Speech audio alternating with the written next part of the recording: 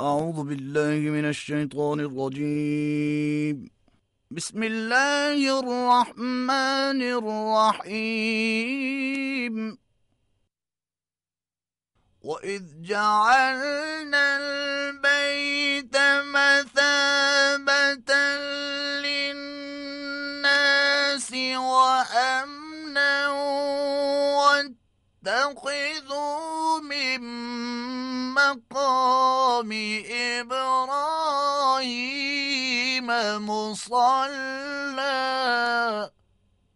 وعهدنا إلى إبراهيم وإسماعيل أن طهر بيتي للطائفين والعاكفين والركع السجود. صدق اللہ العظیم. شروع اللہ کا نام لے کر جو بڑا مہربان نہایت رحم والا ہے۔ اور جب ہم نے خانہ کعبہ کو لوگوں کے لیے جمع ہونے اور امن پانے کی جگہ مقرر کیا اور حکم دیا کہ جس مقام پر ابراہیم کھڑے ہوئے تھے اس کو نماز کی جگہ بنا لو، اور ابراہیم اور اسماعیل کو کہا کہ طواف کرنے والوں اور اعتکاف کرنے والوں اور رکوع کرنے والوں اور سجدہ کرنے والوں کے لیے میرے گھر کو پاک صاف رکھا کرو۔ زہے مقدر حضرت ابو ہریرہ رضی اللہ تعالیٰ عنہ سے روایت ہے کہ نبی کریم صلی اللہ علیہ وآلہ وسلم نے فرمایا کہ بندے کو اپنے رب سے سب سے زیادہ قرب حالت سجود میں ہوتا ہے، تو اس میں کثرت سے دعا کیا کرو۔ بچھاؤ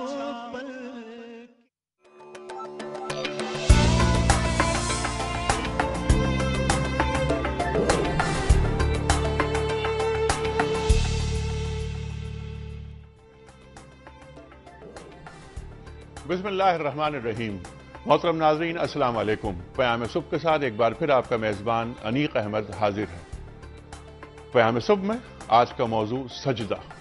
قرآن کریم میں اللہ تعالیٰ ارشاد فرماتا ہے کہ وسجد واقترب، سجدہ کرو اور میرا قرب حاصل کرو۔ خواتین و حضرات، سجدے کا مفہوم کیا ہے؟ سجدے کے معنی کیا ہیں؟ قرآن کریم سجدے کے تعلق سے کیا بتاتا ہے؟ اور یہ ایک سجدہ جسے تو گراں سمجھتا ہے، ہزار سجدے سے دیتا ہے آدمی کو نجات۔ علامہ اقبال نے فرمایا کہ وہ کون سا سجدہ ہے، وہ کون سا ایک سجدہ ہے جو ہزار سجدوں سے آدمی کو نجات دے رہا ہے۔ خواتین و حضرات، جب ایک سجدہ ہو جاتا ہے، وہ سجدہ اپنے معبود کو اور توحید کے مفہوم کو سمجھ کر اور توحید خالص پر ایمان لا کر، تو ہزاروں حرام سجدے زندگی سے نکل جاتے ہیں۔ شوق تیرا اگر نہ ہو میری نماز کا امام، میرا قیام بھی حجاب، میرا سجود بھی حجاب۔ خواتین و حضرات، یہ کون سا قیام ہے جس کو علامہ اقبال حجاب کہہ رہے ہیں، اور وہ کون سا سجود ہے جسے علامہ اقبال حجاب فرما رہے ہیں؟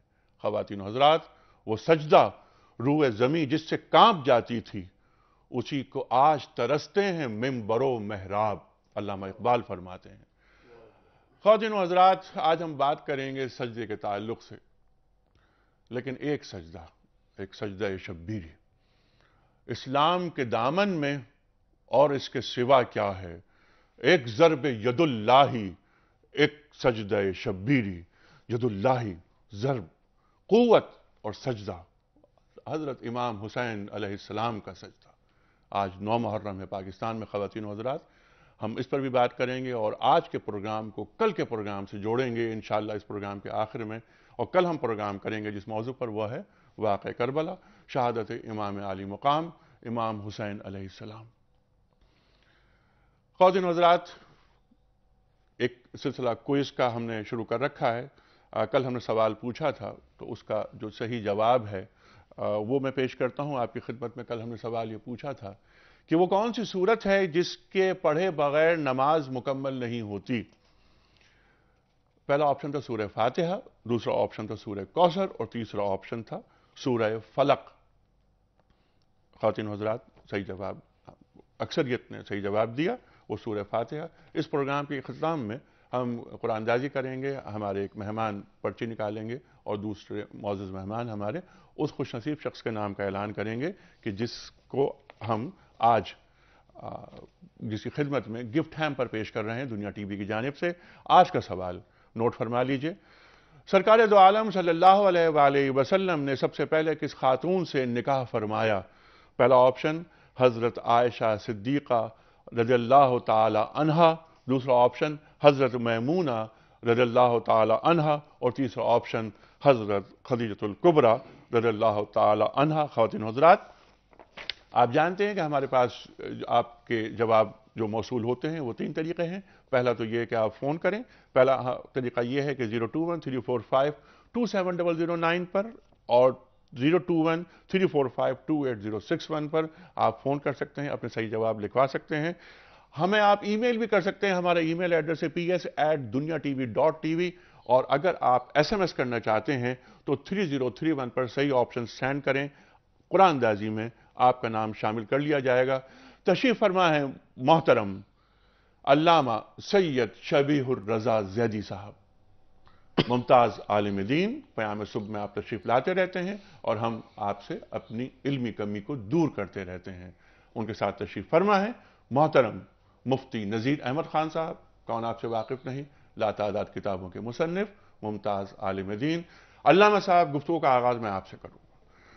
سجدے کا جو مفہوم ہے، سجدے کے جو معنی ہے، جو قرآن کریم ارشاد فرماتا ہے، اور رسول کریم صلی اللہ علیہ وآلہ وسلم کے جو سجدے ہوتے تھے، اس تعلق سے کچھ فرمائیے۔ بسم اللہ الرحمن الرحیم۔ تمام سامعین کو ہماری طرف سے السلام علیکم۔ سجدہ تاریخ بشریت کی ابتدا ہے۔ جب اللہ نے حضرت آدم ابو البشر کو خلق فرمایا تو سب سے پہلا حکم سجدے کا ہے، اور وہ سجدہ تمام ملائکہ سے کرایا گیا، اور یہیں سے یہ سلسلہ جاری ہوا۔ وہاں سے سجدے کی محبت بھی شروع ہوئی اور وہیں سے سجدے کی عداوت بھی شروع ہوئی۔ جنہوں نے اللہ کے حکم کی تعمیل کی انہوں نے سجدے کی تعظیم کی، حکم کی تعمیل کی، اور شیطان نے سجدہ کرنے سے انکار کیا، اس لیے وہیں سے اس نے دشمنی کا بھی آغاز کیا۔ میں اس سلسلے میں دو باتیں عرض کروں کہ سجدہ غیر خدا کے لیے حرام، سجدہ غیر خدا کے لیے شرک ہے، سجدہ صرف وحدہ لا شریک کے لیے ہے۔ لیکن جب وہ حکم دے دے، جہاں حکم دے دے، جیسا کہ اس نے تمام عالم اسلام کو کعبۃ اللہ کی طرف رخ کر کے سجدہ کرنے کا حکم دیا ہے، اسی طریقے سے آدم علیہ السلام کو مثل کعبہ بنا کر تمام فرشتوں کو سجدہ کرنے کا حکم دیا، تاکہ آدم علیہ السلام کی عظمت ملائکہ پر عیاں ہو جائے۔ شیطان نے سجدہ کرنے سے انکار کیا اور جناب آدم علیہ السلام کے مقابلے میں آ کر کھڑا ہو گیا اور کہا کہ تو نے مجھے آگ سے بنایا ہے، اسے مٹی سے بنایا ہے، میں اس کے سامنے نہیں جھکوں گا۔ حالانکہ جھکنا تو اس نے حکم الہی کے سامنے تھا، اور اس کو آیت الہی نے واضح بھی کیا، فَفَسَقَ عَنْ عَمْرِ رَبِّهِ۔ یہ نہیں کہا کہ اس نے آدم کے سجدہ کرنے کو انکار کیا، بلکہ امر الہی کو توڑا اس نے۔ فسق کہتے ہیں کسی چیز کے توڑنے کو، اللہ کے امر کو توڑا اس نے، اور وہاں سے وہ اعلان کر کے چلا کہ قال فبما اغویتنی لاقعدن لهم صراطک المستقیم۔ اے اللہ، تو نے مجھے آدم کے سجدہ نہ کرنے کے جرم میں جو بغاوت کا میرے اوپر چارج لگا کر مجھے نکالا ہے، تو میں بھی جا کر صراط مستقیم پر بیٹھوں گا۔ وَلَآتِيَنَّهُمْ مِنْ بَيْنِ أَيْدِيهِمْ وَعَنْ أَيْمَانِهِمْ وَمِنْ خَلْفِهِمْ وَعَنْ أَيْمَانِهِمْ وَعَنْ شَمَائِلِهِمْ میں ان کو سامنے سے، پیچھے سے، دائیں سے، بائیں سے صراط پر بیٹھ کر گمراہ کروں گا، یعنی سجدے سے روکوں گا۔ جی ہاں، لیکن اس میں اوپر سے شامل نہیں تھا، کیونکہ اللہ کی رحمت اوپر سے نازل ہوتی ہے۔ جی میں ابھی عرض کر رہا ہوں، اسی کو میں بتانا چاہتا ہوں کہ یہ 4 سمتیں کہہ کر شیطان صراط مستقیم کا اوپر آ کر بیٹھ گیا کہ میں سامنے سے بھی گمراہ کروں گا، پیچھے سے بھی گمراہ کروں گا، دائیں سے بھی گمراہ کروں گا، بائیں سے بھی گمراہ کروں گا۔ 2 سمتیں شیطان سے بھول گئی تھیں، اچھا، ایک اوپر کی سمت اور ایک نیچے کی سمت۔ یہ چونکہ 6 جہات ہے دنیا، جی 4 جہاتیں نہیں ہیں، 6 جہات ہیں، 2 جہتیں اس سے بھول گئیں، اور یہی 2 جہتیں مومن کے ایمان کی بلندی اور ترقی اور اللہ سے قربت کی علامتیں ہیں۔ یہ 4 سمتیں اتنی قربت نہیں رکھتی جتنی یہ 2 چیزیں رکھتی ہیں، کہ پیغمبر اکرم صلی اللہ علیہ وآلہ وسلم نے 2 چیزوں کا حکم شدت کے ساتھ دیا ہے کہ اپنی دعاؤں کو طولانی کرو، اپنے سجدوں کو طولانی کرو۔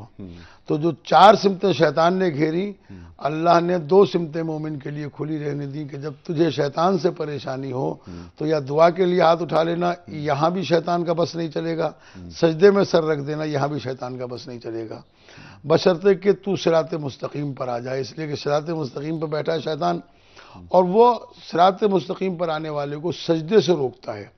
اس کی سب سے بڑی جو پریشانی ہے شیطان کی وہ سجدہ ہے۔ لہذا تمام عالم اسلام میں قرآن مجید میں 64 مقامات پر سجدہ ساجدین اور مسجد کے حوالے سے، یعنی سجدے کے ہی حوالے سے سمجھ لیجئے کہ 64 مقامات پر قرآن مجید میں اس کا ذکر آیا ہے۔ اس میں انبیاء کرام کے سجدے ہیں، اس میں مخلوق خدا کے سجدے ہیں، مثلا سورہ مبارک رحمان میں کہا والنجم والقمر یسجدان، چاند بھی اور ستارے بھی اللہ کے لیے سجدہ ریز ہوتے ہیں۔ انبیاء کرام، اولیاء خدا، بزرگان دین، ان کے لیے بھی قرآن مجید میں کہا کہ اذا تتلی علیہم آیات الرحمن خروا سجدا وبکیا، کہ ایمان اور اپنی ذات کی بلندی کی نشانی یہی ہے قرب خدا کی کہ جب بھی ان کے سامنے آیات رحمان کی تلاوت کی جاتی ہے تو وہ روتے روتے سجدے کے اندر گر جاتے ہیں اور اللہ تعالیٰ کا قرب اختیار کرتے ہیں، اللہ تعالیٰ کا قرب اختیار کرتے ہیں۔ خروا سجدا وبکیا، روتے روتے سجدے کے اندر گر جاتے ہیں، یہاں تک کہ امام سید الساجدین کے حوالے سے یہ لفظ کہا جاتا ہے کہ انہیں سید الساجدین اس لیے کہا جاتا ہے کہ کربلا کی سرزمین پر جب چاروں طرف لاشیں بکھرے ہوئے پڑے تھے اور خیمے جلے ہوئے تھے اور گرم راکھ تھی اور ان کو غش سے جگایا گیا، تو انہوں نے سب سے پہلا کام جو کیا وہ یہ کہ اسی گرم زمین پر سر رکھ کر کہا سبحان ربی الاعلی و بحمدہ، اس لیے کہ اللہ کا سجدہ ہی انسان کو اطمینان بخشتا ہے، اللہ کا، اور یہی سجدہ ہے کہ جس کو انسان اگر طولانی کر دے اور سجدے کے لیے اپنے آپ کو آمادہ کر دے، میں سمجھتا ہوں کہ نماز مومن کی معراج قرار پائی ہے، الصلاۃ معراج المومن، نماز مومن کی معراج ہے اور سجدہ نماز کی معراج ہے۔ سبحان اللہ، نماز مومن کی معراج، الصلاۃ معراج المومنین، اور سجدہ نماز کی معراج۔ جو بات فرمائی علامہ صاحب نے، شیطان حملہ کرتا ہے چاروں سمت سے، لیکن اوپر سے اور نیچے سے، سجدہ وسجد وقترب، سجدہ کرو اور میری قربت اختیار کرو۔ گویا سجدہ بندگی کی انتہا کو چھو لینے کا نام ہے۔ مفتی صاحب بالکل صحیح۔ دیکھیں اگر ہم اس کو ذرا مزید وضاحت سے اس بات کو لیں، مقصد انسانیت وما خلقت الجن والانس الا لیعبدون، ٹھیک، اس لیے پیدا کیے گئے کہ ہم اللہ تعالیٰ کی غلامی کریں۔ میں دل سے اپنے آپ کو غلام مانتا ہوں کہ میں اللہ کا غلام ہوں، لیکن جب تک یہ اندر تصدیق قلبی ہو، تصدیق قلبی کا جو اظہار ہے وہ اس کی شرط ہے۔ پوری زندگی ایک شخص اندر سے اپنے آپ کو اللہ کا غلام سمجھ رہا ہے، کبھی اس نے اظہار نہیں کیا، نہ زبان سے نہ عمل سے، اسے مسلمان تصور نہیں کیا جائے گا۔ ضروری ہے کہ جو بات آپ کے دل میں ہے اس کا اظہار آپ کے جسم سے، آپ کے اعضاء سے، آپ کی زبان سے ہو۔ اب ایمان لا الہ الا اللہ کے بعد جو سب سے مقدس عمل عبدیت کے اظہار کا، جیسے رسول کریم صلی اللہ علیہ وسلم نے بھی ارشاد فرمایا کہ کفر اور اسلام کے بیچ میں جو امتیازی فاصل ہے، حائل ہے، وہ نماز ہے۔ نماز اس عبدیت کا اظہار ہے۔ دیکھیں جب کسی شخص کے میں منت سماجت کرتا ہوں تو ظاہر ہے اس کے سامنے عاجزی کا اور انکساری کا مظاہرہ کرتا ہوں، تو جب منت سماجت کرتا ہوں تو پہلے کھڑے ہو کے میں ہاتھ یوں کر کے یا با ادب کھڑے ہو کے جو ہے میں اس کے سامنے اس کے اوصاف، اس کے عمدہ اعمال، ان کا میں تذکرہ کرتا ہوں تاکہ اس کی محبت جو ہے وہ جاگے اور وہ کسی طریقے سے مجھ پہ رحم کر لے اور مجھے معاف کر دے۔ تو اللہ تعالیٰ جب ہم نماز شروع کرتے ہیں تو سبحانک اللہم و بحمدک، یہ بھی اللہ تعالیٰ کی صفات حمد و ثنا بیان، اس کے اندر بھی بیان ہے، سورہ فاتحہ کے اندر بھی بیان ہے۔ پھر ہم اللہ تعالیٰ سے ایک دعا کرتے ہیں، ایاک نعبد، تجھ ہی کی ہم غلامی کرتے ہیں، تجھ ہی سے ہم مدد چاہتے ہیں، ہمارا جو مطلوب ہے وہ دنیا کی دولت دوسری چیزیں نہیں بلکہ سیدھی راہ تو ہمیں دکھا دے صحیح راستے پہ۔ اب یہ کھڑے ہو کے کر رہے ہیں، اس کے بعد پھر اگلا مرحلہ جب ہوتا ہے، جب دنیا کے اندر بھی کسی کی منت سماجت جب کھڑے ہو کے بات یہ تو تم جھک جاتے ہیں، جھکنے کا پھر آگے کا ایک اور مرحلہ ہے، اس کے پیروں میں پڑ جاتے ہیں۔ تو یہ جو سجدہ ہے، یہ جیسے آپ نے کہا کہ یہ عبدیت کا کمال ہے، کمال عبدیت ہے، تو ہم سجدے میں یہ جو سجدہ ہے یعنی قیام سے بھی زیادہ، رکوع سے بھی زیادہ سجدہ جو ہے، چونکہ یہ کمال عبدیت ہے اس میں، اس لیے اللہ تبارک و تعالیٰ کے قرب کا بہت بڑا ذریعہ ہے۔ اور قرآن کریم کی جو آیت ہے وَاسْجُدْ وَاقْتَرِب، جی سجدہ کر اور اللہ کے قریب ہو جا۔ جی۔ اور جناب رسول کریم صلی اللہ علیہ وسلم کی حدیث پاک ہے، مسلم شریف کی حدیث ہے، اقرب ما یکون العبد من ربہ وہو ساجد فاکثر الدعاء، بندہ انتہائی قریب اپنے رب سے ہوتا ہے سجدے کی حالت میں، سجدے کی حالت میں، لہذا جب سجدہ کرو تو سجدے میں کثرت سے دعا کیا کرو۔ اور دیکھیں سجدہ جو ہے یعنی نماز اگر دیکھا جائے تو پچھلی امتوں کے اندر بھی علماء کرام نے لکھا ہے کہ عبادات یا تو قیام کی صورت میں یا رکوع کی صورت میں یا سجدے کی صورت میں یہ اعمال ہمیں نظر آتے ہیں۔ سجدہ کہا جاتا ہے، ہم خود اردو میں کہتے ہیں مسجد یعنی سجدہ گاہ، حالانکہ مسجد کے اندر صرف سجدے کا عمل نہیں ہوتا، اس میں رکوع بھی ہوتا ہے، اس میں قیام بھی ہوتا ہے، سارے اعمال ہوتے ہیں، لیکن ان تمام اعمال میں سب سے اونچا عمل جو ہے وہ ہے مرکزی عمل سجدہ ہے۔ اس بنیاد پہ ہم مرکع، مسجد کو یعنی عبادت کی جگہ کو ہم معبد نہیں کہتے ہیں، ہم اسے مرکع نہیں کہتے ہیں، ہم اسے مسجد کہتے ہیں۔ اور یہ جو مسجد ہے یہ مصلی سے اعلیٰ درجہ ہے، اعلیٰ درجہ ہے، لہذا یہ جو سجدہ ہے اور اس کے قرب کا آپ انداز اس سے لگائیں، جناب رسول کریم صلی اللہ علیہ وسلم معراج میں اللہ تعالیٰ کے حضور کھڑے ہیں، اللہ تعالیٰ فرما رہے ہیں جناب رسول اکرم صلی اللہ علیہ وسلم سے کہ میں نے دوسرے انبیاء کرام علیہ السلام سے بھی میں ہم کلام ہوا اور انہیں میں نے ایک کوئی اعزاز بخشا، تمہیں میں کیا اعزاز دوں، بما اشرفک،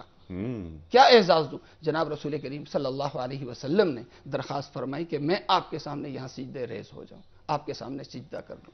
تو سجدہ اللہ تعالیٰ کے انتہائی قرب کا ذریعہ ہے، اور اسی وجہ سے جب ہم سجدے میں جاتے ہیں تو سجدے کی جو دعا ہے سبحان ربی الاعلیٰ، سبحان ربی الاعلیٰ، اور علماء کرام یہ بھی لکھتے ہیں کہ جب سجدے میں ہم جائیں تو اللہ اکبر جب شروع کریں تو جھکتے ہوئے ہم شروع کر دیں، اور اک جب آ جائے نا، اک تو سقط، یعنی اے اللہ تو سب سے بڑا ہے، تو سب سے بڑا ہے، میں کچھ نہیں، میں سجدے ریز ہو رہا ہوں، اے اللہ تو سب سے بڑا ہے۔ اور پھر آگے پاکی بیان کر رہے ہیں سبحان ربی الاعلیٰ، سبحان ربی الاعلیٰ، کم سے کم 30 دفعہ، یہ 3 دفعہ، اور پھر اس کے بعد ہم اللہ اکبر کہتے ہیں۔ اور ایک بات جو ابھی میرے ذہن میں آئی، وہ انشاءاللہ جب بات چلے گی تو پھر ہم بات کریں گے۔ کچھ دیکھیں، نماز یا ہر عمل جو ہے اس کی کچھ بنیادیں ہوتی ہیں، ان بنیادوں کو عربی میں ارکان سے تعبیر کرتے ہیں، ارکان سے تعبیر کیا۔ ایک نماز کے ایک تو ظاہری ارکان ہے، جی قیام رکن ہے، رکوع رکن ہے، سجدہ رکن ہے، لیکن اس کے ساتھ ساتھ کچھ ہوتے ہیں ارکان باطنی ارکان ہوتے ہیں۔ یہ جو باطنی ارکان ہیں نماز کے وہ خشوع اور خضوع ہے، جسے کہتے ہیں یعنی ظاہری اعضاء سے بھی عاجزی، دل سے بھی عاجزی، اللہ تعالیٰ کے ہاں سرنگو ہونا، عاجز ہونا، اپنے خود سپردگی، روح نماز، وہ عاجزی۔ اب یہ جو خشوع خضوع کا جو کامل اظہار ہے وہ کس میں ہو رہا ہے؟ سجدے میں ہو رہا ہے۔ اسی لیے مسجد کو سجدے سے تعبیر کیا گیا کہ اس کے اندر اس کا کمال ہو، یہ مکمل سبمیشن ہے یہ۔ اس لیے ایک چیز میں اس سلسلے میں عرض کر دوں کہ انسان کے 7 اعضاء سجدے میں کام آتے ہیں، جی ہاں، دونوں پیر کے انگوٹھے، گھٹنے، ہتھیلیاں اور پیشانی، اس کو حدیث میں مسجد کہا گیا ہے۔ یہ مساجد ہیں، جتنی بھی سجدے کی جگہیں ہیں یہ آلات سجدہ ہیں، ان کے بغیر سجدہ کامل نہیں ہوتا ہے۔ اب کوئی آدمی مجبور ہے، کسی کا ہاتھ کٹا ہوا ہے، پیر کٹا ہوا ہے، وہ الگ چیز ہے، یا ایک آدمی بیٹھ کر نماز پڑھ رہا ہے، ایک آدمی لیٹ کر نماز پڑھ رہا ہے، وہ عارضے الگ، یعنی جی۔ ایک کامل انسان جو ہے وہ ان 7 اعضاء سے نماز پڑھے گا، تو ان کو بھی کہا گیا اور ان المساجد للہ فلا تدعوا مع اللہ جی احدا، ہاں، یہ مسجدیں اللہ کے لیے ہیں اور اس کو آپ کسی اور اس میں فلا تدعوا مع اللہ احدا، تو اللہ کے علاوہ کسی اور کو نہ بلائیں۔ ٹھیک۔ تو اب یہ پیشانی مسجد ہے، یہ کسی غیر کے سامنے نہیں جھکنی چاہیے، یہ ہاتھ ہے یہ کسی غیر کے لیے نہیں اٹھنا چاہیے، یہ پاؤں ہیں یہ کسی غیر کے لیے نہیں اٹھنے چاہیے، یہ آپ کے پاس امانت ہے اللہ کی بطور مسجد۔ جس طریقے سے آپ مسجد کی طہارت و تزکیے کا خیال رکھتے ہیں، اسی طریقے سے اگر آپ نے ان اعضاء و جوارح کا خیال رکھا تو قیامت کے دن الیوم نختم علی افواہہم وتکلمنا ایدیہم وتشہد ارجلہم بما کانوا یکسبون، یہی مساجد تمہارے اعمال کی گواہی دیں گی کہ سجدے میں کتنی بار جھکی۔ دوسری چیز، سجدے کی ایک خصوصی اہمیت جو علماء کرام نے وضاحت کی ہے اور احادیث کے حوالے سے اور فرامین معصومین کے حوالے سے کی ہے، وہ یہ ہے کہ درخت ہمیشہ تناور اور طاقتور اس وقت ہوتا ہے جب اس کی جڑیں مضبوط ہوتی ہیں، اور جڑیں اس وقت مضبوط ہوتی ہیں جب وہ زمین کے اندر اپنا رخ زیادہ سے زیادہ گہرا کرتی ہیں۔ تو جتنا جڑیں درخت کی زمین کے اندر گھستی چلی جاتی ہیں اتنا ہی درخت تناور ہوتا چلا جاتا ہے، طاقتور ہوتا چلا جاتا ہے۔ اسی طریقے سے انسان عبادت میں جتنا زیادہ سجدہ ریز ہوتا ہے اللہ کے سامنے، اتنا ہی اس کا ایمان بھی قوی ہوتا چلا جاتا ہے، اس کے ایمان کا درخت قوی ہوتا ہے سجدے سے۔ اس لیے انبیاء کا شعار سجدہ رہا، اولیاء کا شعار سجدہ رہا، اور کمالات الہی پر جب کبھی اظہار کیا تو امیر المومنین علی بن ابی طالب علیہ السلام کے لیے تاریخ لکھتی ہے کہ جب کسی کمال کا اظہار کرتے تھے، جب کوئی کام کرتے تھے، مثلا بیت المال میں شام کو تقسیم کر کے بیت المال خالی کیا، جھاڑو دلوائی، اور اس زمین پر سر رکھ کے کہتے تھے کہ زمین قیامت کے دن گواہی دینا کہ میں نے کسی غریب کا مال ایک رات کے اوپر بھی تیری پشت پر نہیں رہنے دیا۔ سجدہ انسان کی عاجزی بھی ہے، سجدہ انسان کے شکر کا اعلیٰ ترین معیار بھی ہے، اور اللہ نے یہ وعدہ کیا ہے قرآن مجید میں کہ لئن شکرتم لازیدنکم، شکر کا بہترین ذریعہ سجدہ ہے، تم سجدہ کرتے جاؤ اور اپنی نعمتوں میں اضافہ کرتے جاؤ۔ آج جو دنیا میں سب سے بڑی پریشانی ہے، یہ پیام صبح کے حوالے سے میں اپنے تمام سامعین تک پہنچانا چاہتا ہوں اور وہ آگے پہنچائیں۔ اللہ نے رزق کا وعدہ کیا ہے اور رزق کی تقسیم صبح کے وقت ہوتی ہے۔ تمام نمازیں، مغرب کی 3 رکعت، عشاء کی 4 رکعت، ظہر کی 4 رکعت، عصر کی 4 رکعت، نمازیں کمیت کے اعتبار سے مغرب و ظہرین کی اور عصر کی زیادہ ہیں، فجر میں صرف 2 رکعت واجب ہے، لیکن یہ 2 رکعت ان 17 رکعتوں کے اوپر بھاری ہے، اس لیے کہ سب سے عظیم ترین نماز وہ ہے کہ جب انسان سب کے سوتے ہوئے اپنے آپ کو بیدار کر کے اپنے معبود کے سامنے آئے اور سجدہ ریز ہو، اور اس میں اہم ترین رکن جو ہے نماز کی معراج سجدہ اور سجدے کو طولانی کرے، تاکہ اللہ تعالیٰ اس کے رزق میں بھی اضافہ کرے۔ اس کے ایمان کو تقویت ہی اس وقت ملتی ہے، وہ آدمی کبھی ایمان میں مستحکم نہیں ہو سکتا جس کی زندگی میں سجدہ شعار نہیں ہے۔ ٹھیک ہے، سجدے کے حوالے سے اس کا مفہوم، اس کے معنی اور اس کی روح پر بہت اچھی گفتگو آپ دونوں حضرات نے فرمائی۔ مفتی صاحب اب آ جاتے ہیں اس بات پر کہ وہ سجدہ، یہ سجدہ جو قرآن کریم کو، دین کو، اللہ تعالیٰ کو، اللہ کے رسول صلی اللہ علیہ وسلم کو ہم سے مطلوب ہے، اس پر آپ دونوں حضرات نے سیر حاصل گفتگو کی۔ اب ایک سجدہ وہ ہوتا ہے کہ جو ہم ادا کرتے ہیں، جو آج عالم اسلام ادا کر رہا ہے، جس کے تعلق سے اقبال روتے ہیں اور اقبال گڑ گڑاتے ہیں اور یہ فرماتے ہیں کہ وہ سجدہ روئے زمین جس سے کانپ جاتی تھی، اسی کو ڈھونڈ رہی ہے، اسی کو دیکھتی ہے، اسی کو آج ترستی ہے ممبر و محراب۔ مردان حر کے سجدے کیا ہوتے ہیں؟ چھوٹا سا سوال میں آپ سے، پھر اس کو آگے بڑھائیں گے اس بات کو۔ ایک غلامی کے سجدے ہوتے ہیں، ایک آزاد حر کے سجدے ہوتے ہیں، دونوں میں کیا فرق ہے؟ دیکھیں، قرآن کریم میں حضرت ابراہیم علیہ السلام کے حوالے سے اکثر آتا ہے کہ اللہ تعالیٰ نے فرمایا اسلم، تو انہوں نے کہا جی اسلمت للہ۔ اسی طرح انی وجہت وجہی للذی فطر السماوات، اپنے آپ کو سپرد کر دینا۔ یعنی سپردگی، خود سپردگی کامل انداز میں تب ہو سکتی ہے کہ جب میں یہ کہوں کہ اے اللہ میں جو کروں گا نا، چھوٹا کام ہو زندگی کا، بڑا کام ہو، میرا جو بھی کام ہوگا وہ میری مرضی سے نہیں ہوگا، میرا ہر کام، میری ہر ادا، میری ہر خواہش اے اللہ تیری مرضی کے مطابق ہوگی، تیری مرضی سے ہٹ کے نہیں ہوگی۔ یہ جو میں بول رہا ہوں، یہ میں ایک دعویٰ کر رہا ہوں، یہ میں ایک دعویٰ کر رہا ہوں، اس دعوے کی کوئی دلیل ہونی چاہیے، اس دعوے کا کوئی عملی اظہار ہونا چاہیے۔ وہ جو عملی اظہار ہے وہ ہے سجدہ۔ سجدے کے اندر اگر میں اس بات کا اقرار کر لوں کہ اے اللہ میں صرف آپ ہی کا غلام رہوں گا، آپ ہی کا غلام، لا الہ الا اللہ، اسی کا مفہوم ہے کہ میں آپ ہی کا غلام ہوں، کسی اور کی غلامی میں نے نہیں ٹھیک کرنی۔ ہے، تو اب یہ جو بات جو اللہ تعالیٰ کو مطلوب ہے کہ مجھ سے یہ کہا جائے کہ میں آپ ہی کا غلام رہوں گا، اے اللہ میں دیگر الہوں پر ضرب کاری لگاتا ہوں، تو میرا الہ ہے، میرا رخ تیری طرف ہے، سجدہ میں تجھے کروں گا، ہزار سجدوں سے یہ سجدہ نجات دلا دیتا ہے۔ خواتین و حضرات، اور اس پہ تھوڑا سا جی میں اگر اصل اضافہ میں کروں۔ بریک کی طرف جانا ہے کیونکہ بریک کے بعد ہم آئیں گے، اسی پہ تفصیلی بات کریں گے ہم۔ مفتی صاحب کہ یہ جو آج 40 لاکھ افراد نے حج ادا کیا، آج کروڑوں سجدے ہو رہے ہیں، کیا یہ سجدے وہ ہیں جو اللہ تعالیٰ کو، اللہ کے نبی کو اور ہمارے دین کو مطلوب ہیں؟ اس پہ تفصیلی بات ہوگی۔ خواتین و حضرات آ رہے ہیں بریک کے بعد۔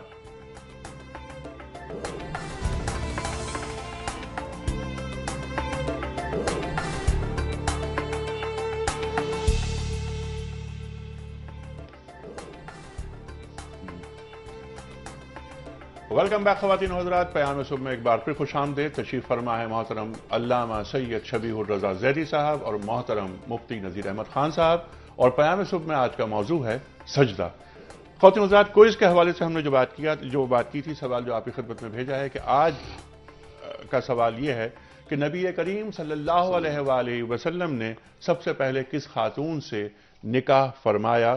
پہلا آپشن ہے حضرت عائشہ صدیقہ رضی اللہ تعالی عنہا، دوسرا آپشن ہے حضرت خدیجہ رضی اللہ تعالی عنہا، اور تیسرا آپشن ہے حضرت حفصہ رضی اللہ تعالی عنہا۔ خواتین و حضرات، ہم آپ کی صحیح آپشنز کے، آپ کے جوابوں کے منتظر ہیں۔ ہمارے فون نمبرز ہیں 021345270009 اور 021345286061۔ آپ ہمیں ای میل بھی کر سکتے ہیں، اسکرین پہ لکھا ہوا آ رہا ہے، آپ ہمیں ایس ایم ایس بھی کر سکتے ہیں، اور خواتین و حضرات ٹیلی فون لائنز اب اوپن ہو گئی ہیں، سوالات کا خیر مقدم کیا جائے گا۔ بس صرف ایک درخواست ہے کہ سوال وہ کریں جس سے وحدت امت کا تصور بحال نہ ہو بلکہ مزید مضبوط ہو۔ ہم ایک ہیں اور موضوع سے متعلق اور جیسا آپ نے فرمایا اور موضوع سے متعلق ہو۔ بہت اچھی بات علامہ صاحب نے فرمایا۔ علامہ صاحب جی، بریک پہ جانے سے قبل میں نے ایک بات رکھی تھی مفتی صاحب کے سامنے، اقبال کے مصرے کو میں نے ایک حوالہ بنایا تھا کہ یہ ایک سجدہ جسے تو گراں سمجھتا ہے، ہزار سجدے سے دیتا ہے آدمی کو نجات۔ جو سجدہ قرآن کریم کو، جو سجدہ ہمارے معبود کو مطلوب ہے ہم سے، اس پر تو آپ نے گفتگو بہت سیر حاصل فرمائی۔ اب جو سجدے ہم کر رہے ہیں، جو اس وقت عالم اسلام کر رہا ہے سجدہ، تو کیا یہ سجدے کیا وہ سجدے ہیں جو اللہ تعالیٰ کو ہم سے مطلوب ہیں؟ ہاں، اب میں اس سلسلے میں، یہ بہت اچھا سوال ہے اور یہ اہم ترین سوالات میں سے ہے۔ نہج البلاغہ میں حضرت علی علیہ السلام کا احکامات اسلامی پر ایک خطبہ ہے، اس کے اندر آپ نے فرمایا کہ جعل اللہ الایمان لکم تطہیرا من الشرک، اللہ نے تم پر ایمان اس لیے واجب کیا ہے کہ تمہیں شرک سے پاک کر دے۔ ٹھیک۔ والصلاۃ تنزیہا عن الکبر، اور نماز تم پر اس لیے واجب کی گئی ہے تاکہ تمہیں تکبر سے پاک کر دیا جائے۔ ٹھیک۔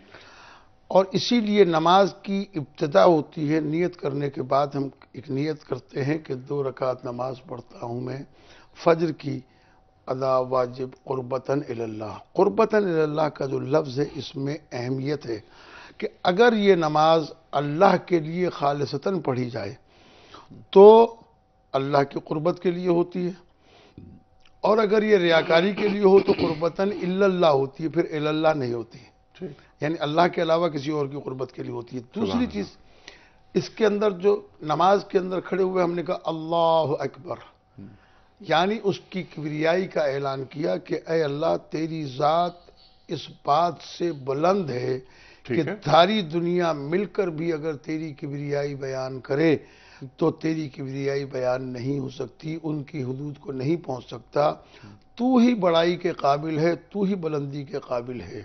لہذا جب بندہ اللہ کی کبریائی بیان کرنے کے بعد سورہ حمد اور اس کے بعد سورہ اخلاص یا کوئی بھی سورہ پڑھ کر رکوع کرتا ہے اور اس کی عظمت بجا لاتا ہے سبحان ربی العظیم و بحمدہ کہہ کر، اور اس کے بعد کہتا ہے سمع اللہ لمن حمدہ، اللہ نے سن لیا جو بھی بندے نے اس کی حمد کی، اس کے بعد میں سجدے میں جا کے کہتا ہے سبحان ربی العلی و بحمدہ، تو اللہ کی بارگاہ میں پیشانی رکھنے کے بعد، زمین پر رکھنے کے بعد انسان اتنا جھک جاتا ہے کہ خداوند کریم کی مہربانیوں کا مستحق قرار پاتا ہے۔ لیکن یہ سجدے کا فلسفہ سامنے آ گیا، سنیں اب میں وہی کہنے لگا آج لمحے موجود میں کیا ہو رہا ہے؟ ہاں، یہی سجدہ اگر غیر خدا کے لیے کیا جائے، دنیا کو دکھانے کے لیے کیا جائے، وقت کے یزیدوں کے سامنے کیا جائے، تو اس کے لیے اب قرآن مجید کی 2 آیتیں آپ کے سامنے پڑھوں گا تاکہ اس فلسفے کو، ایک تو یہ کہ ان الصلاۃ تنہا عن الفحشاء والمنکر،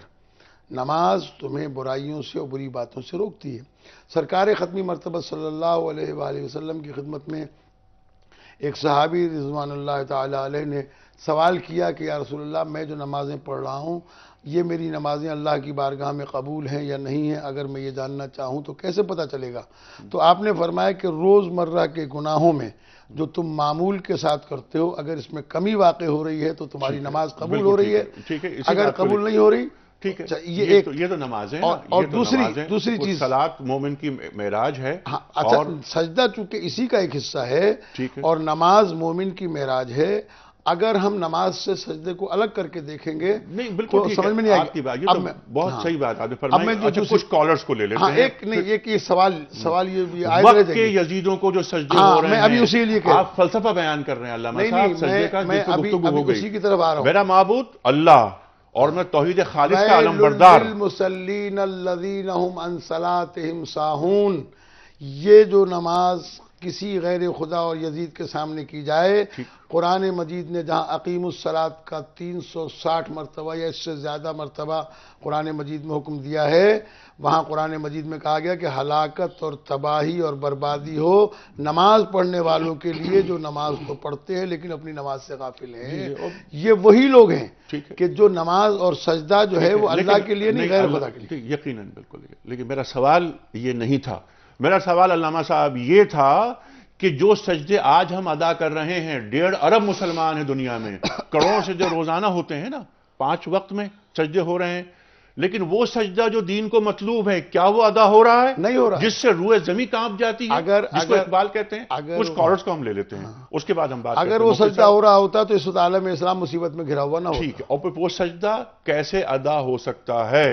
خود کو مائنس کر کے، یعنی تزکیہ نفس کے بعد اس پر ہم بات کریں گے۔ ذرا جی دلدار صاحب السلام علیکم۔ جی وعلیکم السلام، کیا حال ہے جناب؟ جی اللہ کا شکر۔ جی الحمدللہ، میں جناب 2 حوالے دینا چاہ رہا ہوں قرآن کریم سے جی سجدے اور نماز کے بارے میں۔ جی جی ایک تو اس سے پہلے یہ عرض کرتا ہوں کہ شیطان کو جو اللہ رب کریم کی درگاہ سے نکلا ہے، جی وہ اللہ کی عبادت کی وجہ سے نہیں نکلا تھا، وہ تکبر کی وجہ سے نکلا تھا۔ تکبر، اس نے تقابل کر لیا تھا اپنے آپ کو حضرت آدم علیہ السلام سے۔ بالکل ٹھیک۔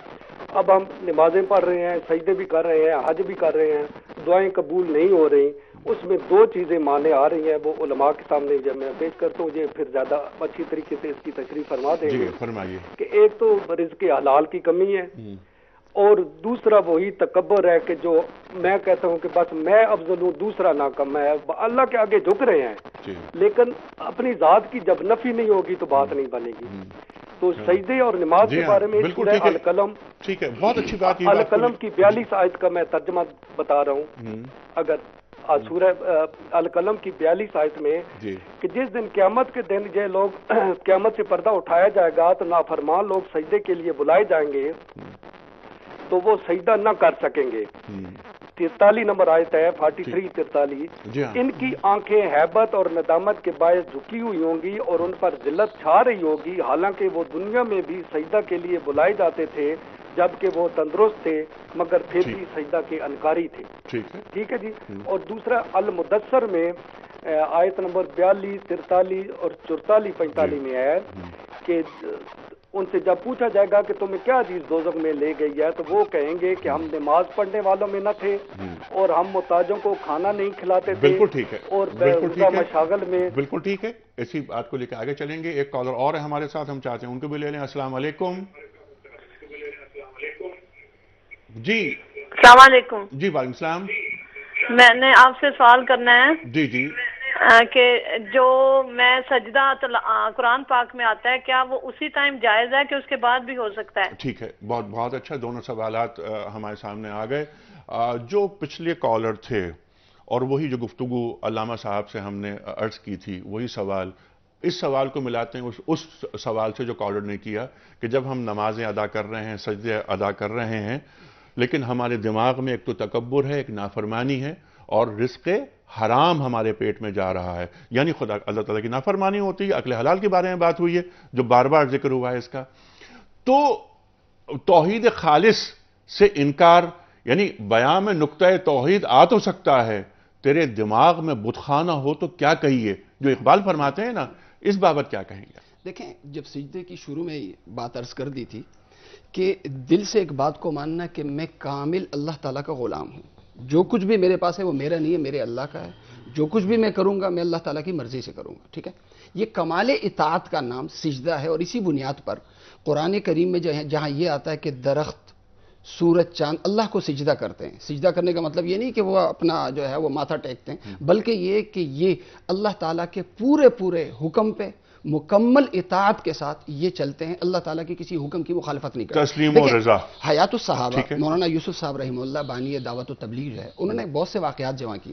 رستم کے دربار میں جو سفرا مسلمان صحابہ سفرا گئے تو انہوں نے جا کے وہاں تقریر کی. انہوں نے کہا جی تم آئے کس لیے ہو؟ انہوں نے کہا ہم اس لیے آئے لنخرج الناس من عبادت العباد الى رب العباد, ہم اس لیے آئے تاکہ لوگوں کو بندوں کی غلامی سے نکال کر اللہ کی غلامی میں دے دیں. سبحان اللہ. دیکھیں, اللہ کی جو غلامی ہے یہ کیا ہے؟ اللہ کی غلامی یہ ہے کہ میں, یعنی اسلام کی منزل عدل و انصاف ہے, حق ہے, حق اور حقدار, حق اور حقدار, حقدار کو ملنا ہے. ان اللہ یامرکم ان تؤدوا الامانات الی اہلہا.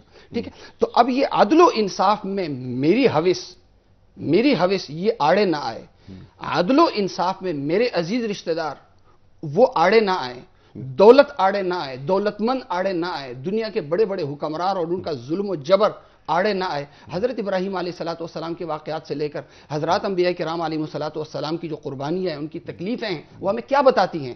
وقت کے یزیدوں نے انہیں جھکانا چاہا لیکن وہ جھکے نہیں. ٹھیک ہے. اب دیکھیں, حضرت امام حسین رضی اللہ تعالیٰ عنہ کے واقعے میں جو ایک بڑی بات ملتی ہے وہ یہ ہے کہ وقت کا جو حکمران تھا اس زمانے کے, وہ کافر نہیں تھے لیکن وقت کے ایک بڑے ظالم تھے, نااہل تھے.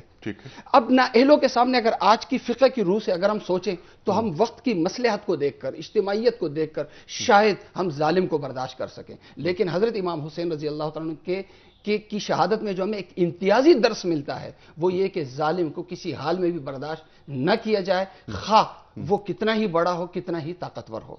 تو یہ سجدے, جب ہم کہتے ہیں نا سجدے حسین, وہ یہ ہے کہ اپنی کمال اطاعت کے ساتھ انہوں نے ثابت کر دیا کہ دیکھو میں نہیں جھکاؤں, حالانکہ میرے لیے بہت سے راستے تھے اور مصلحتیں بھی تھیں, اجتماعیت کی بھی مصلحت تھی برداشت کرنے کی, لیکن ظلم کو اگر امام حسین رضی اللہ تعالیٰ اس میدان میں برداشت کر لیتے اور لے دے کے کچھ کر لیتے تو آج ہر مسلمان وقت کے یزید کے سامنے جھکتا.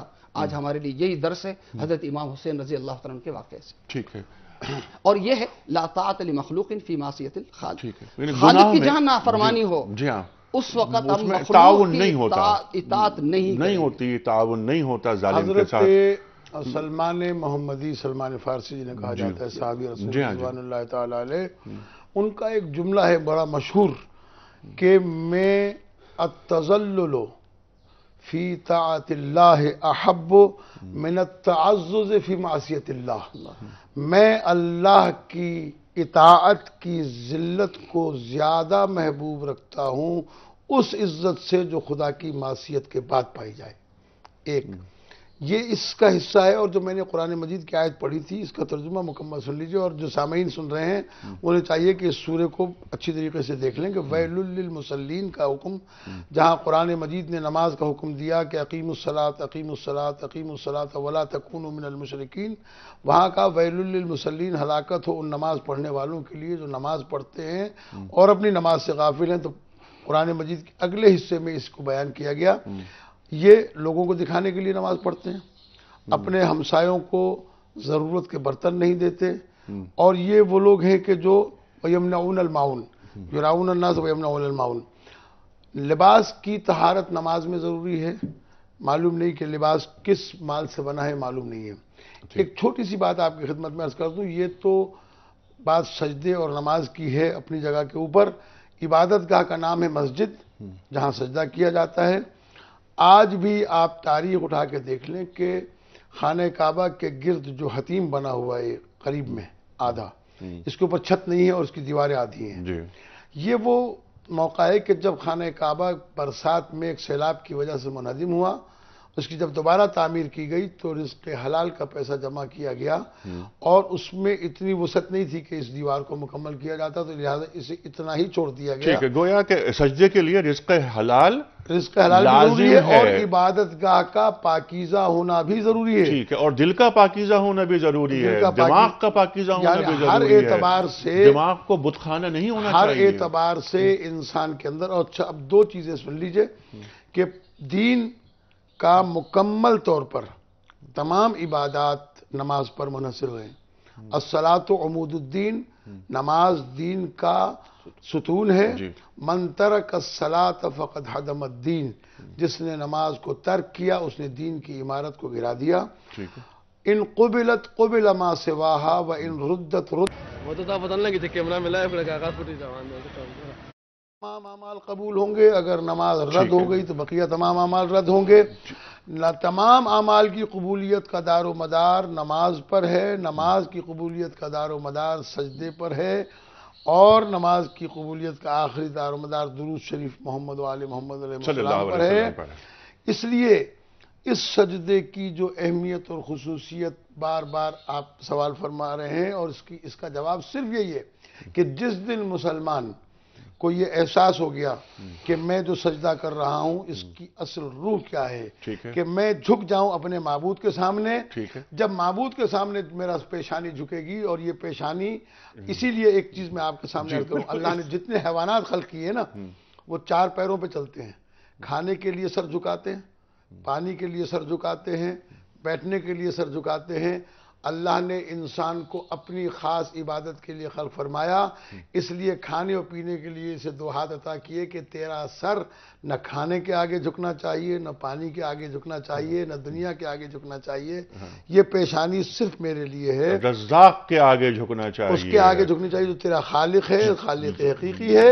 اور اسی بنیاد کے اوپر یہ جو سجدہ امام حسین علیہ السلام کا ہے، جس کے لیے علامہ اقبال نے کہا کہ نقش اللہ بر صحرا نوشت، کہ یہ عام سجدہ نہیں ہے بلکہ توحید کا وہ سجدہ ہے. اور اسی سجدے میں امام حسین علیہ السلام کی ایک دعا ہے جو میں آپ کے سامنے عرض کر دوں کہ 2 جملوں کے اندر، کہ ایک تو انہوں نے فرمایا کہ ترکت الخلق ترن فی ہواک وایتمت العیالی لکے اراک. اے اللہ میں نے سجدے میں پیشانی رکھی، میں ساری مخلوق سے منہ پھیر چکا ہوں صرف تیری خواہش کی خاطر. میں نے بچوں کو یتیم کیا ہے تیرے لقاء کی خاطر. بالکل ٹھیک ہے. اور 9 تاریخ کو ایک سوال جو ایک خاتون کی طرف سے آیا، وہ سوال بھی لے لیتے ہیں ابھی. نہیں وہ جو سوال آ چکا تھا، جی فرمائیے. کہ سجدہ تلاوت اگر کوئی پڑھے تو اس کے بعد فوری جو ہے وہ سجدہ کرنا یا بعد میں بھی.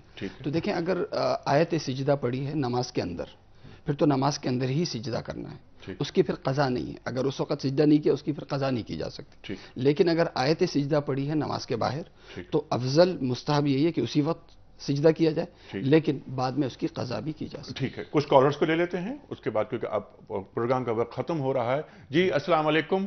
وعلیکم السلام بھائی جان، کیا حال ہے؟ ٹھیک ٹھاک؟ جی الحمدللہ، فرمائیے. میں نے 2 سوال پوچھنے تھے. ایک تو نا شروع میں 2 آیتیں مبارکہ پڑھی گئی تھیں، یہ سجدہ تلاوت والی، جی جو جس میں سجدہ کرنا واجب ہو جاتا ہے نا. تو میں نے پوچھنا تھا کہ جو لوگ سن رہے ہیں کئیوں کو نہیں پتا ہوتا، تو کیا وہ سجدہ بعد میں کر لیں گے؟ یہ بہت اچھا سوال. جی بالکل، یہ سوال آپ کا بہت اچھا ہے، مفتی صاحب نے فرمایا. جی دوسرا سوال تھا کہ جب اللہ پاک نے آدم علیہ السلام کو یعنی فرشتوں کو کہا تھا کہ حکم دیا تھا کہ سجدہ کرنا آدم علیہ السلام کو، جی تو فرمایا کہ ابلیس نے سجدہ نہ کیا. تو جو ابلیس ہے وہ شیطان جو ہے نا وہ تو ہے جن، اس کا ذکر سورہ کہف میں لکھا اللہ پاک نے. تو جو فرشتے ہیں وہ نوری ہیں. میں نے یہ میرا ایک نا دن میں سوال تھا کہ یہ جن جو تھا یہ سردار کیسے بنا تھا فرشتوں کا, کیونکہ فرشتے تو علیحدہ مخلوق. بالکل ٹھیک ہے. میرے خیال ہے کوئی اور کالر بھی ہمارے ساتھ اس وقت منتظر ہیں ہمارے. السلام علیکم. ہلو السلام علیکم. جی وعلیکم السلام, فرمائیے. آپ لوگوں کا پروگرام دیکھتے ہی دلی تسکین ہوتی ہے. اور دوسری بات یہ ہے کہ میں 2 بات پوچھنا چاہتی ہوں. تو یہ ہے کہ پرندہ دیکھیں اب ایک ایک دانے کے لیے سر کو جھکاتا ہے, لیکن انسان قدرت کا کتنا ناشکرا ہے کہ وہ خدا کے لیے سر کو نہیں جھکاتا. اچھا دوسری بات پہ مجھے بریف کر دیجیے گا تھوڑا سا, کیونکہ یہ مظفر آباد میں ایک زلزلہ آیا تھا تو وہاں پر جو بھی آپ کے سب نے دیکھا ہوگا, لیکن نا پتہ نہیں کیا بات ہے, میں نے بعد میں علماء مفتی سے بھی رابطہ کیا, لیکن وہ میرا ذہن سے, میں سندھ میں رہتی ہوں وہ مظفر آباد میں, لیکن یہ چیز میرے ذہن سے نہیں نکلتی کیونکہ میں قرآن شریف معنی کے ساتھ پڑھتی ہوں, لیکن جب میں پڑھتی ہوں تو میں اپنے گھر والوں کو جھنجھوڑ کے کہہ رہی ہوں یہ قیامت کی مظفر آباد میں جو آئی تھی اور ہمارے لیے عبرت تھی کہ دیکھیں ہم تمہیں مہلت دے رہے ہیں اللہ تعالیٰ کی طرف سے, اور خدا تعالیٰ مہلت رسی والوں کو دیتے. جی بات آپ کی آ گئی بالکل. یہ مفتی صاحب جتنے لوگ سن رہے ہیں اس وقت ہمارا پروگرام, تو آیات سجدہ تلاوت ہوئی, کیا ان پر سجدہ واجب ہو گیا جو سوال آیا؟ کیسٹ سے سننے والے, ٹی وی سے سننے والے, کمپیوٹر سے نیٹ سے سننے والے, جتنے سننے والے ان میں سے کسی پہ واجب نہیں. ٹھیک. یہاں جو سننے والے ہیں, آپ پڑھ رہے ہیں ہم سن رہے ہیں, تو حالانکہ بار بار آپ نے آیت سجدہ پڑھی ہے, لیکن ایک ہی دفعہ وہ جو ایک آیت ہے اس کی ایک ہی دفعہ ہمیں جو ہے نا یعنی وسجد وقترب, ایک ہی دفعہ ہمیں سجدہ آپ چونکہ پڑھنے والے آپ پہ بھی ہے اور ہم سننے والے ہیں ہم پہ بھی ہے. تو یہ اسی بنیاد پر اس کی ایک اور دلیل کہ دیکھیں اگر کوئی شخص کیسٹ لگا کے آزان جو ہے وہ یعنی مکے کی اذان کی کیسٹ لگا دے اور وہی اذان ہو تو وہ اذان نہیں ہوتی. ٹھیک ہے, اس کے لیے باقاعدہ ایک مؤذن جو مکلف ہو, عاقل بالغ مکلف ہو, وہ اذان دے. تو اسی طرح پڑھنے کے لیے بھی ایک مکلف کا ہونا ضروری ہے. کیسٹ اور ٹی وی اس کا تھوڑا سا میں عرض کر دوں کہ جو میں بات کہہ رہا تھا اسے مکمل بھی کر دوں. کہ جن لوگوں نے بھی قرآن مجید کی آیت سنی ہے اور ان کا تعلق فقہ جعفریہ سے ہے, اس میں صرف تھوڑا سی یہ ہے کہ اگر انہوں نے جان بوجھ کر یہ آیت مطلب شوق کے ساتھ سنی ہے اور توجہ کے ساتھ سنی ہے تو سجدہ کر لیں, اور جنہوں نے نہیں سنی ہے وہ بالکل ٹھیک ہے, آزاد ہے. جو میں امام حسین علیہ السلام کے حوالے سے گفتگو کر رہا تھا, چونکہ یہ موضوع وہی ہے, اس میں امام حسین علیہ السلام جب 9 ذی الحج کو اپنے حج کو عمرے سے بدل کر مکے سے کربلا کی طرف روانہ ہوئے ہیں, تو وہاں ایک دعا اپنے پڑھی ہے, اس دعا کا نام ہے دعائے عرفات. اس میں 2 جملے ہیں, بڑے عظیم جملے ہیں, اور یہ میں چاہتا ہوں کہ یہ پبلک تک جہاں تک پہنچ سکیں تو اسے پتہ چلے گا کہ سجدے کی حقیقت کیا ہے. امام نے فرمایا کہ ماذا وجد ملذی فقدک وماذا فقد ملذی وجدک. اے اللہ جس نے تجھے کھو دیا اس نے کیا پایا, اور جس نے تجھے پا لیا اس نے کیا کھویا. سبحان اللہ. تو اللہ کو پانے کے لیے سجدے کی جو اصل معنویت ہے وہ ہے اللہ کا قرب اور اس کی نزدیکی اختیار کرنے کے لیے. بالکل ٹھیک ہے. اگر یہ سجدہ تو آ گیا, یہ تو اب سامنے, لیکن کیونکہ وقت میں چاہتا ہوں کہ پہلے قرآن اندازی کر لیں, پھر میں ایک سوال رکھوں گا کہ سجدہ تو بہت ضروری ہے, عبادت کا مغز ہے, نماز معراج ہے عبادت کی, اور سجدہ معراج ہے نماز کا, جیسا آپ حضرات نے فرمایا. لیکن یہ ناداں گر گئے سجدوں میں جب وقت قیام آیا, تو جب وقت قیام آتا ہے تو وہاں سجدوں کی اہمیت کم ہو جاتی ہے. وہ کون سا وقت قیام اقبال فرما رہے ہیں نا مفتی صاحب, اس پہ میں سوال رکھوں گا آپ کے سامنے. آپ سے گزارش ہے کہ کل کا جو تھا ہمارا کوئز کمپٹیشن یعنی پرسوں کا, تو اس میں جو صحیح جواب جس نے دیا اس خوش نصیب کے نام کی پرچی آپ نکال دیجئے, اور علامہ صاحب اس خوش نصیب کے نام کا اعلان کریں گے. کل کا ہمارا سوال خواتین حضرات یہ تھا کہ وہ کون سی صورت ہے جس کے بغیر نماز مکمل نہیں ہوتی. صحیح جواب سورہ فاتحہ, اور علامہ صاحب اس خوش نصیب کے نام کا اعلان کر رہے ہیں جس کی خدمت میں دنیا ٹی وی کی جانب سے گفٹ ہیمپر روانہ کیا جا رہا ہے. علامہ صاحب. شیبہ کامران راولپنڈی. شیبہ کامران صاحبہ راولپنڈی سے. مفتی صاحب, یہ مصرع کس شوخ نے لکھ دیا محراب منبر پر, محراب مسجد پر, یہ مصرع کس شوخ نے لکھ دیا محراب مسجد پر, یہ ناداں گر گئے سجدوں میں جب وقت قیام آیا. تو جہاں پر وقت قیام آتا ہے تو وہاں پر سجدے پھر ضروری نہیں ہوتے, کیا اس وقت قیام کی ضرورت نہیں ہے؟ دیکھیں ان کا جو حاصل ہے وہ یہ ہے کہ عبادت، نماز، کلمہ یہ ہے تربیت، حق و انصاف کو بول بالا کرنے کے لیے، اور ظالم وقت کے جو ظالم ہیں ان کا ہاتھ روکنے کے لیے۔ ہم نے بدقسمتی سے دین کو مسجدوں تک محدود کر دیا ہے، دین کو صرف چند اعمال تک محدود کر دیا ہے۔ جب وہاں تو ہم سجدوں میں گر جاتے ہیں یہ کہہ کے کہ اے اللہ تیری ہی عبادت کروں گا، تیری ہی غلامی کروں گا، تیری مرضی سے ہٹ کے میں نہ خود کوئی کام کروں گا نہ کسی کو کرنے دوں گا۔ لیکن جب اسی مسجد سے نکلتے ہیں کسی کے سامنے جو ہے وہ کسی جو ہے وہ ظالم کے سامنے کھڑا ہونا ہوتا ہے، تو اس وقت پھر ہماری ساری وہ ہمارے جو دعوے ہیں اور جو ساری عبادتیں اور سارا جو اعتقاد ہے وہ سب فانی ہو جاتا ہے۔ تو یہ جو ہمیں درس دے رہا ہے وہ درس اس بات کا دے رہا ہے کہ اللہ کے سامنے جب میں جھکا اور اس کے اندر کمال تک میں گیا تو اب اس کا حق یہ ہے کہ میں کسی اور کے سامنے نہ جھکوں۔ اور رسول کریم صلی اللہ علیہ وسلم نے اسی بنیاد پر اشارہ فرمایا کہ اکبر الجہاد کیا ہے؟ ایک ظالم کے سامنے کلمہ حق کہنا۔ ٹھیک ہے مفتی صاحب آپ کا بہت شکریہ، علامہ صاحب بڑا ممنون۔ خواتین و حضرات آج ہم نے بات کی سجدے کے حوالے سے، کوشش کی سمجھنے کی سجدہ ہے کیا، مطلوب کیا ہے، کون سا سجدہ اللہ کو مطلوب ہے، اور وہ کون سا سجدہ ہے جسے کرنے کے بعد، جسے ادا کرنے کے بعد ہم ہزاروں سجدوں سے بچ جاتے ہیں، غلامی سے بچ جاتے ہیں۔ خواتین و حضرات اللہ کی طرف منہ کر لیا اور رخ کر لیا، تمام الہوں پر ضرب کاری لگا دی، یہ دین کو مطلوب ہے۔ اور علامہ اقبال فرماتے ہیں کہ اسلام کے دامن میں اور اس کے سوا کیا ہے، ایک ضرب ید اللہ، ایک سجدہ شبیری، ایک سجدہ ادا کیا تھا امام حسین علیہ السلام نے میدان کربلا۔ خواتین و حضرات حق و باطل کا وہی مارکہ عہد قدیم گرم دنیا میں بانداز جدید آج بھی ہے، فرق یہ ہے کہ نہیں عزم حسینی باقی، کربلا آج بھی ہے، فوج یزید آج بھی ہے۔